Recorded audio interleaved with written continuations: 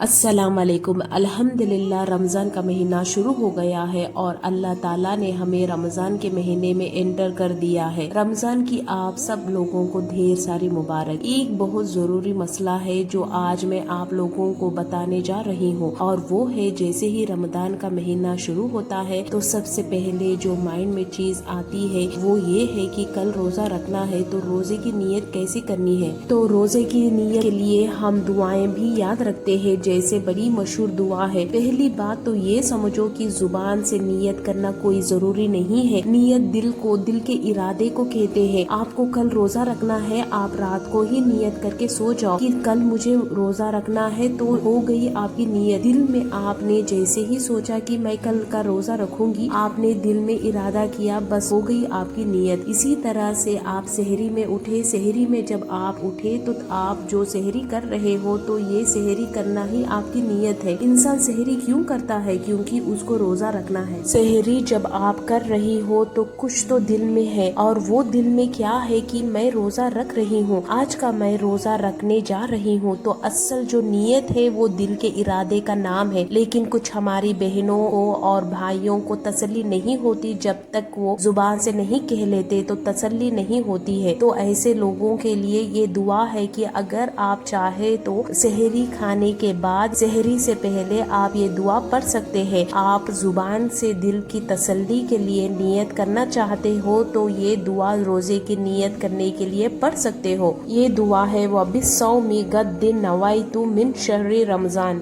बाकी जो असल मसला है मैंने आप लोगों को बता दिया है। रोजे की नियत तो दिल के इरादे, आपने क्या सोच के रखा हुआ है। आपका इरादा है कि मैं कल का रोजा रखूंगी, बस हो गई आपकी नियत। सहरी आप कर रहे हो तो हो गई आपकी नियत। फिर भी दिल की तसल्ली के लिए आप अरबी में मैंने जो दुआ आपको बताई थी इस दुआ को पढ़ सकते हो। तो ये नियत के सिलसिले में कुछ जरूरी बात जो मैंने आप लोगों को बताई, अपने घर पर अपनी वालिदा को, अपने वालिद को, घर पर जिन लोगों को रोजे की नियत करने का तरीका नहीं मालूम उनको ये वीडियो दिखाइए, और आप समझ गए हो तो दूसरों को समझाने की कोशिश कीजिए। इस वीडियो को शेयर करें, दूसरों तक पहुंचाइए। अस्सलाम वालेकुम।